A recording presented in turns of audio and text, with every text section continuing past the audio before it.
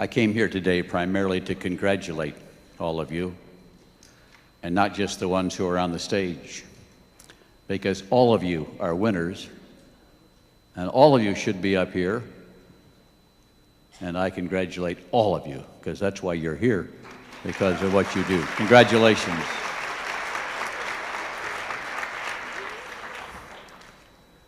I asked the management whether we could afford this or not, and they assured me we could, because you're doing such a good job and the business is doing well, and so we have much to celebrate today. But most of all, I celebrate your love and your friendship and all the years that we have grown to know the beauty and the wonders and the talents of the people of Malaysia.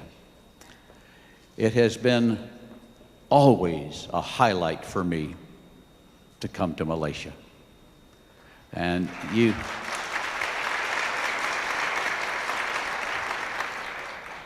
my memories from meeting your Prime Minister when he spoke to one of our meetings, to Jerry and Angela being honored by the king of your country and becoming a Datu Sir Jerry, Datu Sherry, Jerry. You know, I hardly know what to call the guy anymore. But I'm just going to call him my friend Jerry, if it's okay. But if it wasn't for Jerry's persistence and faithfulness and loyalty to the Amway business during difficult times, I don't know where we would be today. And so I thank him and many others for that. Sonny, it's good to see you again. And we love you. And I remember us flying together from someplace to someplace on one of our journeys out your way. So my memories are many, and some of you, many of you weren't around the day you mobbed us at the airport in Kuala Lumpur. I think the Prime Minister of your country was jealous of that, and he probably still is. Because he said to me, nobody ever came out to the airport to meet me like that. And that was undoubtedly a record for that whole country, to see that many people come to say hello to one person. And so that's one of my special memories as well. We thank you for that. But while we talk of wonderful memories and great achievements and loyal staff and the struggles in a strange country, and your struggles with the language barriers and labeling and product supply and all the different challenges that we have met, I really would like to talk to you today a little bit about overcoming what I think is one of the biggest problems. Now, I'm an old guy now. I'm out of the business. My body is 74. My heart is 42. My average age, therefore, is 59.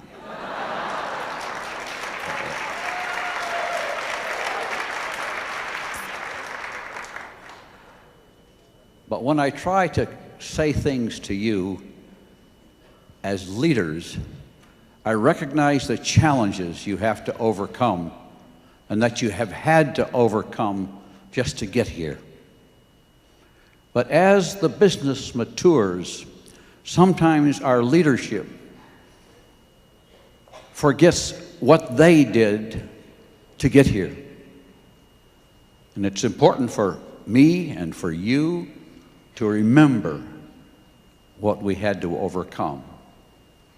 A lot of that was fear. And my subject really is fear. Overcoming the fears of life. The fear you had to overcome of going into Amway and what other people would say if you got in Amway. The fear of selling, and you had to overcome that, and the resistance of people who said the price was too high or the product wasn't good. But all over the world are people who are afraid to sell And they say, oh, I can't sell. But a lot of you said that too. And a lot of you felt that way once too. But you overcame that fear, didn't you? And so it is with the fear of where this company is going. Because oftentimes when the business has setbacks, I wonder what's going to happen. And the fear of change comes in on us. And the old guys are gone. And Doug and Dick are there. And so that's a change. But as we get older, those are good changes. But it's important to recognize the passage of time. But remember, as we work on overcoming our fears, our personal fears, our corporate fears, the fears of our own destiny, our own health, our fears we have to deal with also as to how we feel and what our health is like. I see Jerry's even limping now. It's okay, going to be all right, huh? I remember once I came to Malaysia. I shouldn't tell this story. I had a hernia. You know what a hernia is? Huh? Down here, you know, Jerry. So all the time I was speaking, I spoke with my hand in my pocket to hold my hernia in. Some people said, get your hand out of your pocket. And I said, I can't. I guess that's not translating very well. It's okay. Only Jerry knows. He'll tell you sometime in your language. But those were fears all the time. Now, the best way I can help you understand overcoming fears is to take you through the fears and the challenges that we have gone through so that you'll understand that this business is built on solid ground. The United States government challenged the rights of individuals to sell vitamins. And our companies fought a long war with the government. When doctors and most people all over the world said you do not need vitamins, we went out and said you do. And so we overcame that fear. Many distributors quit because of what their doctors said about you don't need vitamins. And now the whole world knows you need vitamins. So it took courageous people. So it took courageous people like us and like you to overcome those fears. And even today, to convince people that they need better nutrition. Because they're either unknowing or they're afraid of what they might take, or they don't value their health. So our crusade is to help them understand what they can do to help themselves by taking better nutritional products like Nutrilite. I know some of you are at Nutrilite for several days. I think 3 days just last week. Last week, yes. We were there yesterday.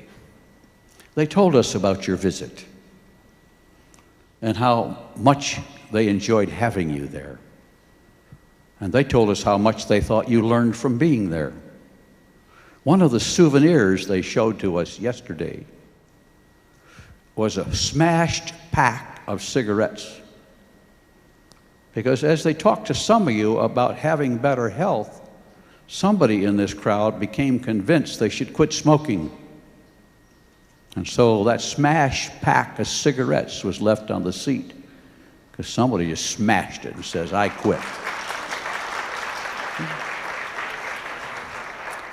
That's part of the crusade of what we're all about, in helping people discover how to live better and to take better care of themselves. You know, it isn't always a matter of just living longer. It's just a matter of living better and healthier while you're here. And so that's what we're all about. You know, Jay and I started in Nutrilite 50 years ago, 51 years ago. Now we celebrate 25 years in Malaysia. But 51 years ago, we bought a sales kit, just like you bought a sales kit. And we went out and started presenting neutrally. And we were laughed at and ridiculed just like you. Well, we didn't stop, did we? And neither did you. And I'm trying to establish that it takes courageous people to overcome fear and these challenges. And as you do that, you get stronger and stronger. And so that you can meet bigger challenges as they come ahead of us. Business and life is a constant challenge.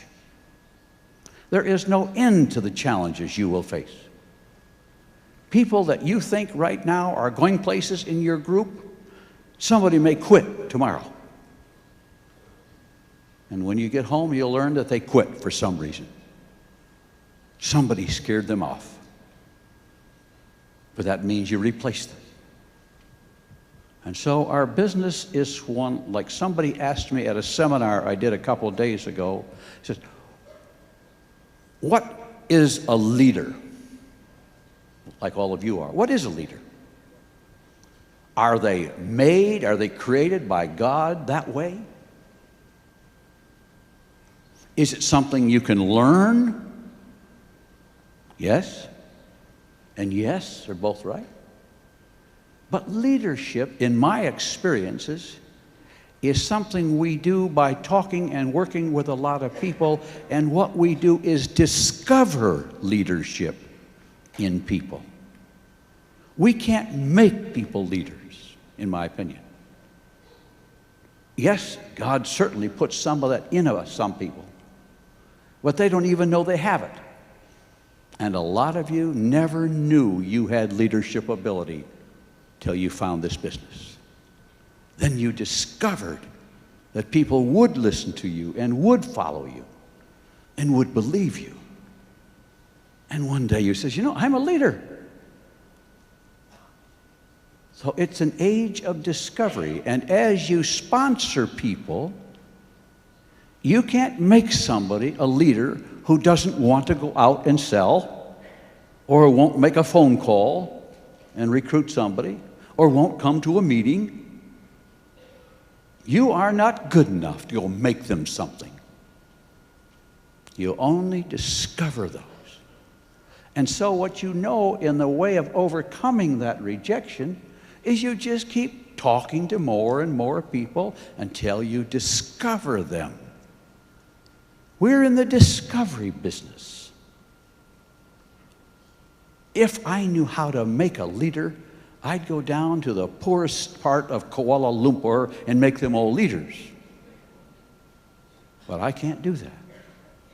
I just have to talk to everybody, and one day somebody says, okay, and they make a sale, and they make a recruiting meeting, and they recruit somebody, and all of a sudden they become a direct one day. Because they took upon themselves that responsibility. So leadership is a part of our discovery process. Now, once we understand that, then the fear of somebody dropping out disappears. Because then we just replace them. But we don't allow our business or our life to be controlled by what one other person does or says about you. And so oftentimes we do. Now, we've had a whole run through the United States, mostly in the United States, of people telling their distributors, because they're afraid to sell, their answer is, you don't have to sell. I must tell you, that's the wrong answer.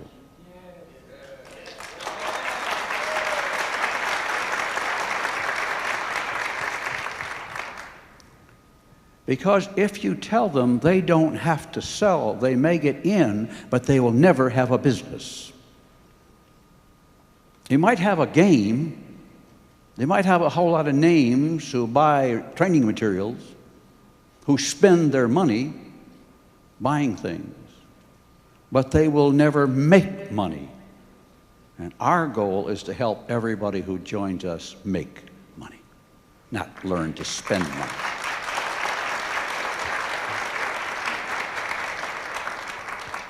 And that means you face people who say, oh, I can't sell. And you say, let me show you how. And you take them by the hand and you teach them and show them and watch them. And then you discover that person because you put some time in them. And you help them overcome their fear. Now, some of you, as you get bigger in the business, then you worry about business. And what's the company going to do? You know what the company's going to do? The company's going to go on. This is not, and I want to help you overcome a fear, this is not a business built around Rich DeVos or Jay Van Andel.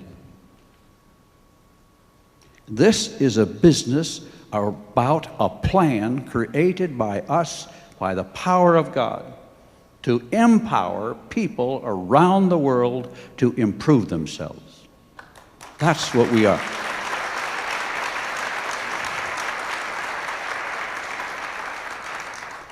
When the business becomes built around the individual, it is a wrong business and a weak business. Because the plan can go on forever. Our responsibility is to make sure the people like Jim and others who administer this plan protect the foundations of the plan so that the commitments made in the plan go on forward. You know, as the business went through changes, and sometimes Jerry, sometimes Fu, sometimes Sonny, sometimes Chan would say, you ought to do this, you ought to change that. And they talked to us, and, you know, some of those things they suggested we were able to do. But sometimes they wanted us to undo things that were done in the plan. And we said, we will not undo the plan. We will only improve the plan, even though when we look back, we know some of those things probably aren't quite right. But just because they aren't quite right for the new crowd doesn't mean we can undo them for those who bought into this plan when they were designed that way. Because as we go along in the business, we always look at how it works better for me. And sometimes when you watch people do things in the plan and in their side issues of the business, they don't share the money amongst all the people. They just take the money for a few people at the top. But in the Amway business, it's a PV-BV business, so that it is shared all the way down the line. Not just skewed to somebody who might want it. Now, those are principles we follow in the Amway business. We protect the lines of sponsorship. I know in the tape and book business they don't honor that always. And I'm not arguing that point. I can't control that. I can control something else. And that is we honor the lines of sponsorship in the Amway business.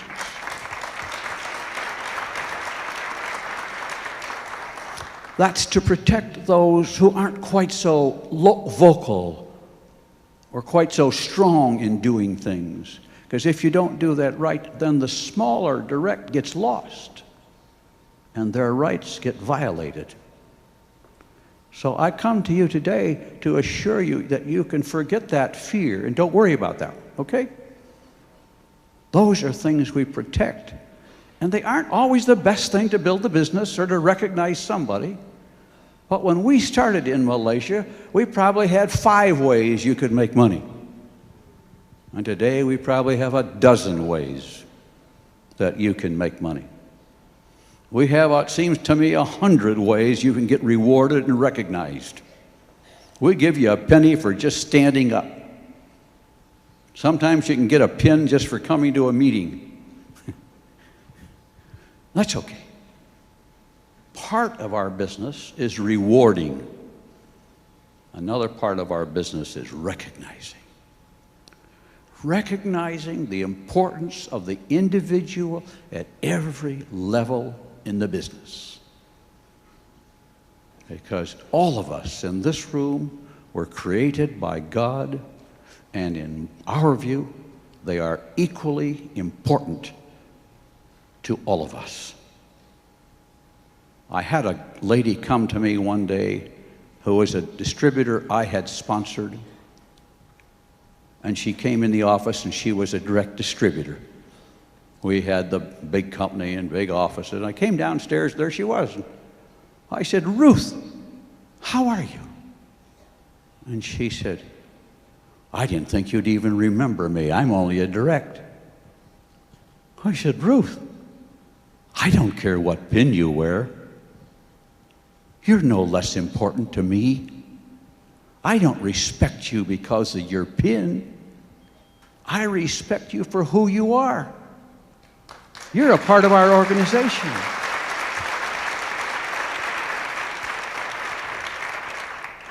It isn't what you do, but who you are.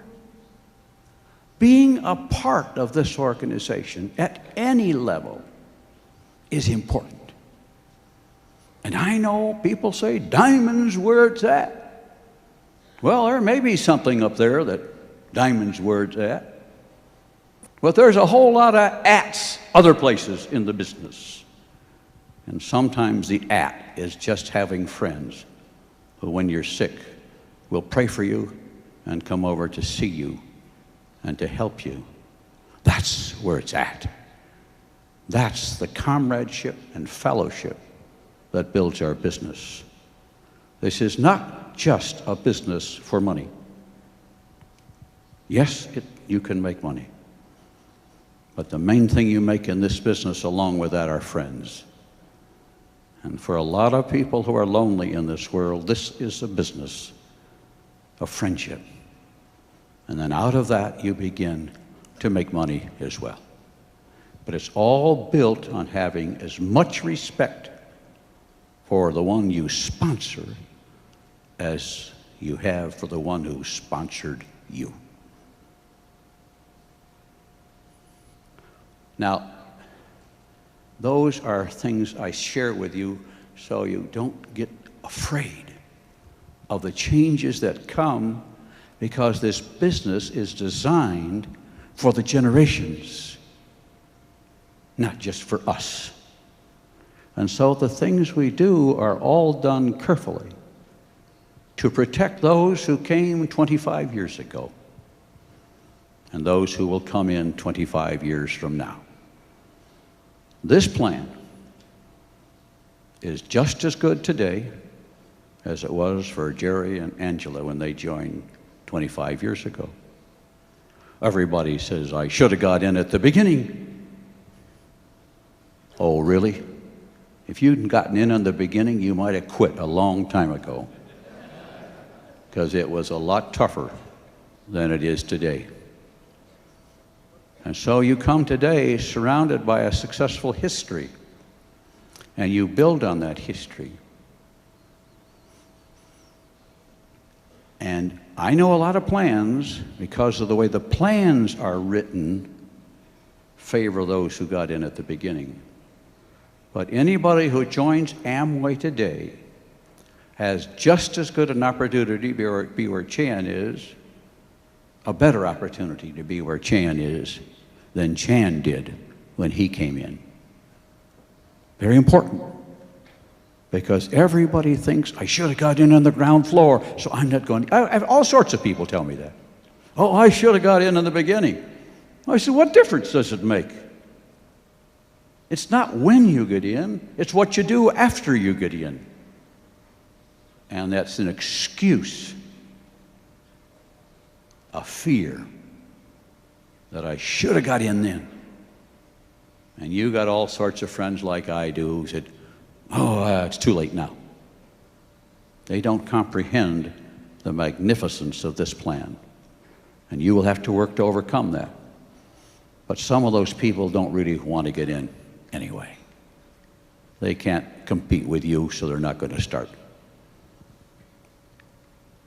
Now I want to share a little bit about me because of those fears I've had to overcome and the fear of rejections that we live with in life, that all of us live with. People who rejected you when you got in the business and who stopped being your friends because you got in this business. And you all must have some like that. I know I do. I still have people who act that way. Now, many, many years ago, when I had my first heart attack, my first bypass surgery, my body began to reject me.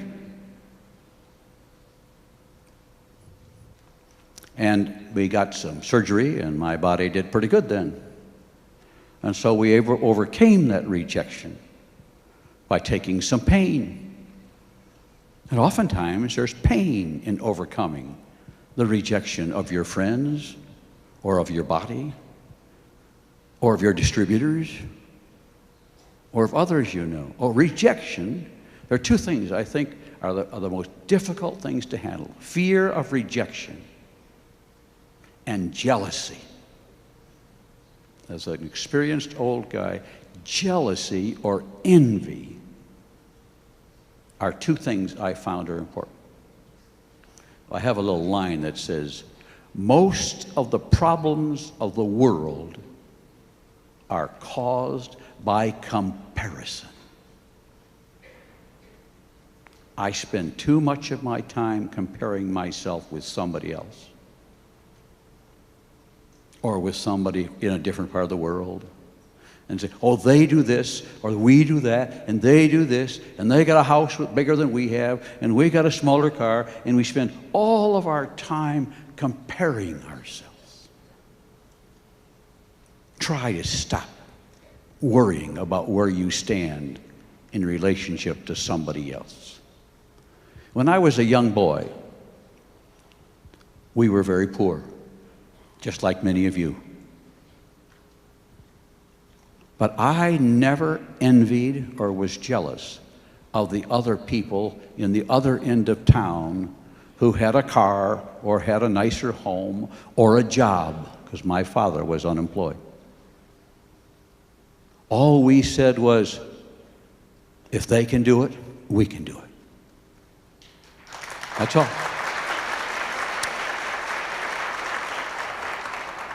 And we're going to go to work and work harder so we can do better and improve our condition. That's what you've done.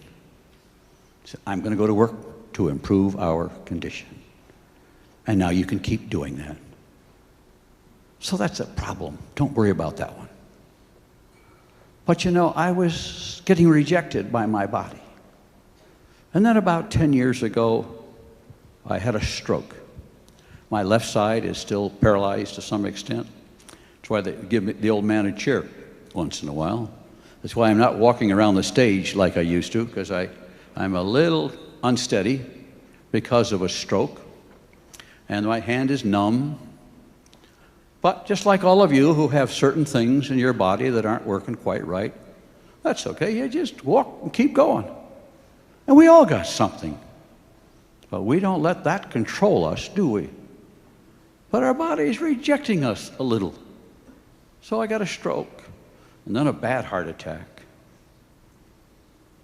and then another bypass surgery, and then a bad staph infection, which almost killed me. That was worse than the heart attack, I think. Although when I went to the hospital for the bypass, the doctor said, well, we'll wait to operate till morning. If he's living in the morning, we'll operate. But he didn't think I would make it through the night. That's how bad my heart was at that time. But the Lord kept me alive till morning. And so he operated and bypassed. And I lived then for some time.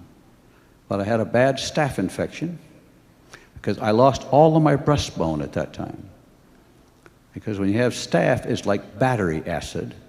it ate up the breastbone. So my chest bones were in two pieces. And I lived with that until I had my heart transplant. And then he was able to pull it back together. But that was okay. We came through that too. Prayer of my friends and of many of you was a part of that healing process. And I thank you for that as well.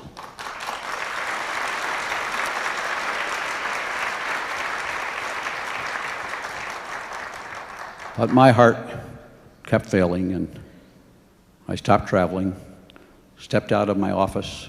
Dick took over. The kids were growing up, and so I start walking slowly and more carefully. Helen took charge of my calendar, and she told me what I could do and when I had to take a nap. And so we did like that. And then the doctors came to our house when I was 70 years old, and they said, "We think you have 1 year to live, unless we can get you a new heart. You are suffering congestive heart failure, and you will be gone in a year. However," he said, "I think I know where to send you where you might be able to get a heart." Now, by this time, he had called every heart transplant center in the United States and been rejected by all of them. And they said, "He's too old, he's too sick, he's a diabetic, he's too high risk. Besides, we don't have enough hearts anyway, so we won't consider him." So just like you when you built your business and you had meetings and people didn't come and rejected you, we got rejected. You know, I always say to people, when you're trying to sell something, a product or an idea, and you get rejected, sometimes you say, "They're rejecting me." Usually they're not rejecting you. They're rejecting your idea or your product. But your newer distributors always take that as a personal rejection. "Oh, I can't do it." But that's not what it means. Anyway, we got rejected. But he said there was one doctor in London who might consider you because you are AB positive blood type. And he said sometimes he has an extra heart. And so they sent me to London. He made no promise he would take me. He knew all about me physically. He had all the x-rays and MRIs and scans and blood tests. He had all of it. And he could have taken it from that and said yes or no. But he said, "No, I want to meet him." And so we flew to London. Helen and I moved into the hotel. We said, "We're staying. We're going to get a heart." He hadn't said he'd give us a heart yet. But he was the only one left in the world. Maybe you feel that way sometimes when you're trying to sponsor, huh? That's the way you feel sometimes. But then you got to feel like we did. He's going to take us. The next one. We're going to find the next one, huh? And so we went to see him. And I'll tell you why. And he told Dick, he said it would take 4 days to examine him and see if we can give him a new heart. And so we got to the hospital, and we started visiting with the doctor, and 2 hours later he says, "Okay, I'll see if I can get you a new heart." The kids are going to, wow. He said it's going to take several days, and here he is saying, "Okay." I was there a couple months ago, and I talked to him again to double check. And I said, "Why did you say you would take me?" And he said, "Well, I saw something in you that told me you could go through this procedure, that you had the inner strength you needed."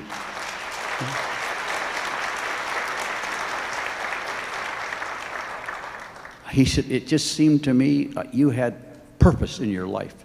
You knew who you were. You knew where you came from. You knew you could do things yet. You had a reason to live." He said, "In talking to you, I detected that. You had something about you." Now, you see, I know what that something is. See, that is the Spirit of God in me. And if you know God, it's in you. And that's why you can overcome rejection. Because you have what it takes to go through that. And as a Christian, see, I know who I am. And it was okay if I died. I was ready for that. And it was okay if I lived. I was prepared for that. But he said, you had something about you. And you see, that is why you are in this room today. Because you have something about you which overcomes all those rejections. And remember that when you're down. And you're down to the last one. Because you have it. You've overcome so much that you have proven that you have the ability to go on. Now, he accepted me. We waited 5 months. In that 5 months, I went to the hospital every Monday morning. They checked me every day, every Monday. They checked to see if I was how long I could live without going into the hospital. And they determined my heart had been so badly damaged that I needed a very special heart, a strong right side heart. So I not only needed an unusual blood type and a tissue match and a size match, but a special, strong right side heart. A normal heart from a normal person would not have worked in me. But the Lord put in that very same hospital a woman who had bad lungs, who was AB positive, and whose heart God designed for me. How else do you explain that she would be in that very same hospital at that very same time when I was running out of time? And so they said to her, if we can find you a new heart and lung, may we have your heart. Because they knew it would work in me. And so it was that they got a new heart and lung for her from the continent.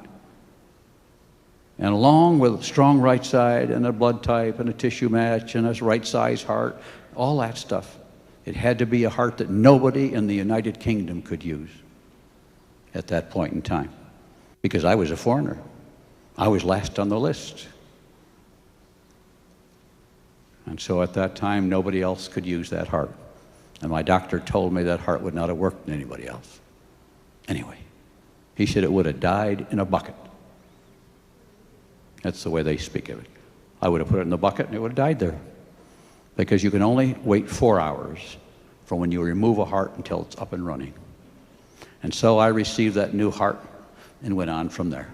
A few days after my operation, I'm walking down a hall, a woman comes out of her room and says, did you get a new heart on June 2? And I said, yes. She says, you have my heart.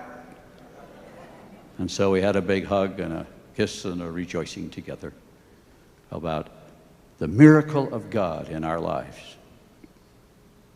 But you see, it all comes with that Spirit of God that is in you to overcome rejection and fear and to take on new challenges. Now, I live with rejection every day. I take a pill for it. Somewhere it's in here. My hand's a little numb, so I can't always feel. It's a little... Anyway, it's a nice little package. Oops, that's a cufflink. That's not the thing I needed. Wrong shirt today. But I take a little medicine. 2 little pills a day. Not Neutralite. I take that too. What do you want to see that, Jerry? Here, these are my Neutralites, so just keep those over here. But I want you to know I take that too. Anyway.